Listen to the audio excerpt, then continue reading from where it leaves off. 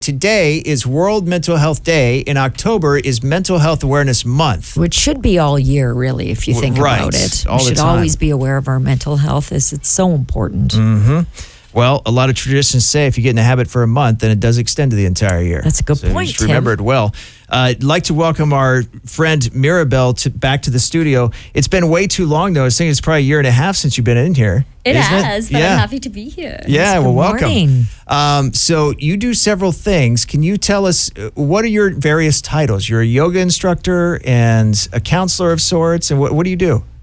I help people. You help people. I help people to empower themselves with clarity, vitality, and contentment. I love That's that. a good job description. Yes. Yeah, I like that. All right, so what are we going to discuss today for World Mental Health Day? Well, I wanted to sort of invite us into thinking about how we perceive mental health, right? Okay. Because a lot of times when people are talking about mental health, they're talking about anxiety and depression and things like that. So I want to invite all of us listening to reframe mental health as the highest expression of our mind, as clarity, as being able to have a perception that can hold many points of view while still respecting our own point of view and that of others. Right. So a big, broad vision and perspective of mental health. That's not limited to mental health as disease, because when we think mental health, anxiety, depression, we're thinking of mental disease, not mental health. Right. But we're calling it mental health. We're thinking of the negatives instead of the positives, right? And Which we kind were of just kills it right there, right? and off air, we were just talking about how in the medical profession, often we don't go seek help until we're physically ill, right? Or you don't go to a mechanic until your car's broken down.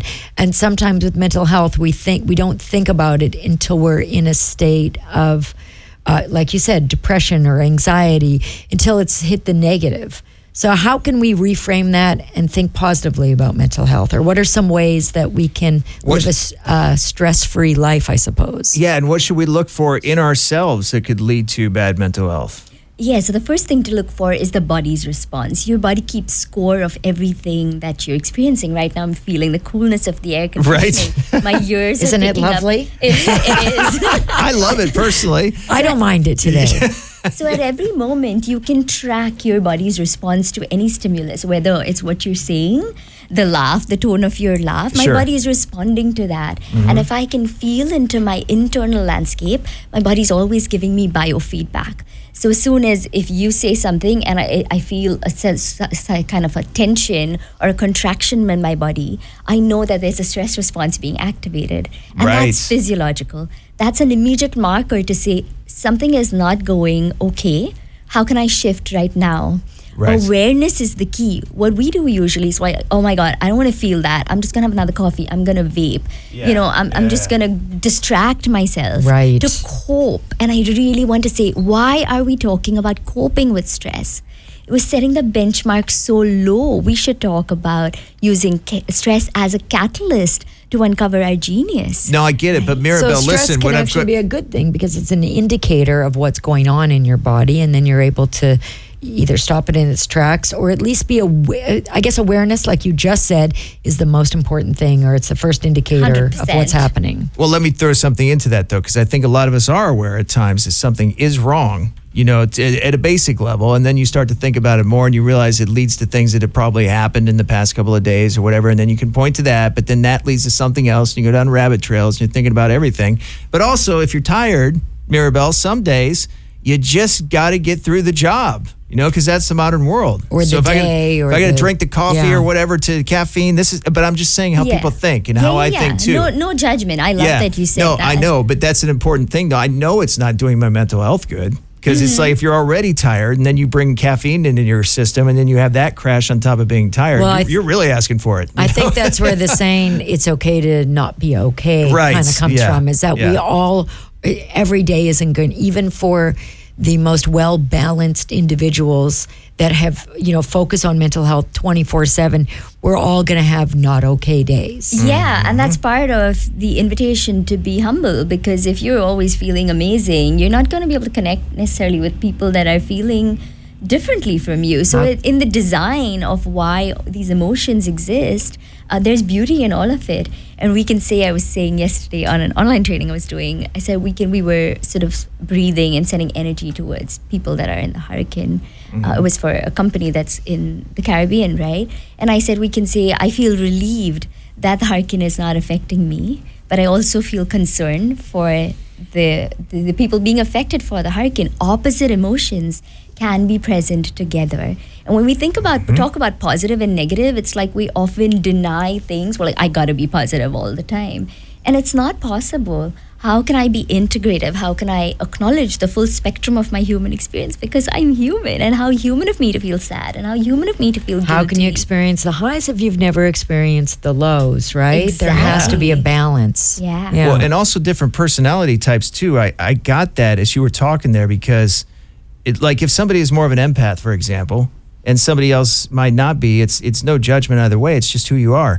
But that's going to involve different things for your mental health too. Absolutely. How to take care of yourself. Particularly for someone like me, I'm definitely an empath. Me too. And this year, watching world events after having lived in certain parts of the world, I feel directly so much more for like the war in the Middle East that's going on right now than what other people might. And it's no judgment, but it's like some people look at me sometimes, why do you feel like that? Well, partly my personality, partly I lived there. Partly, there's a lot of factors, but how you deal with that as far as mental health, then I think would be different too. Absolutely. It's a lot, and it's nuanced, and it's hard to talk about it in a short time on a show. Right, exactly. But absolutely, different people need different things. Yeah, and but we that's all the need job. sleep.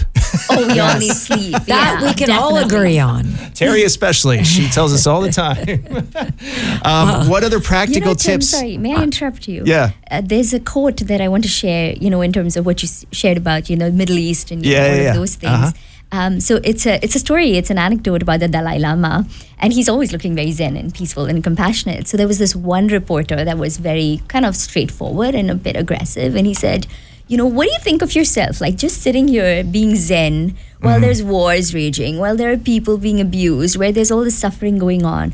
Like, don't you think that you should feel the pain of people?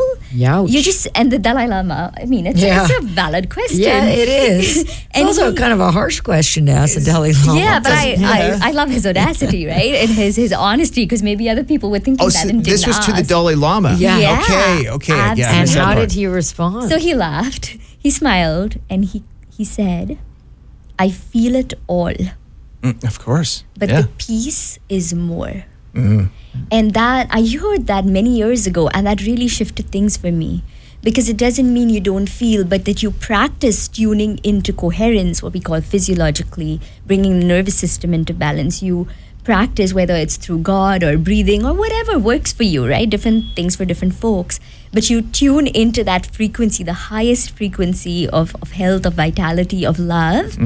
And then you can feel the rest, but it doesn't derail you so much. Well, right, because what that does then is somebody like him that does care, but might not show it emotionally as much, can actually make better decisions about how to deal with it or what kind of actions or he should when you're take. in his presence, you also feel that calm state. Or that, because then it he's spreads. exuding that out into the world, which is what we need, is that calm presence. Yeah. One of my favorite quotes, and I'm going to misquote it, my apologies, but it's from Rumi, and it's so roughly something like beyond the realm of right doing and wrong doing, there's a field and I'll meet you there. Absolutely. And I think that's the way sometimes we need to think about it. We're not always going to see eye to eye with other people, but we can still find a common ground to be meeting people with. Yeah, because you can translate your experience to anybody else. It's all translatable. You can find a way to relate because we all experience the same things as humans. So anyway. Yeah. Well, thank you so much for coming in. Yeah.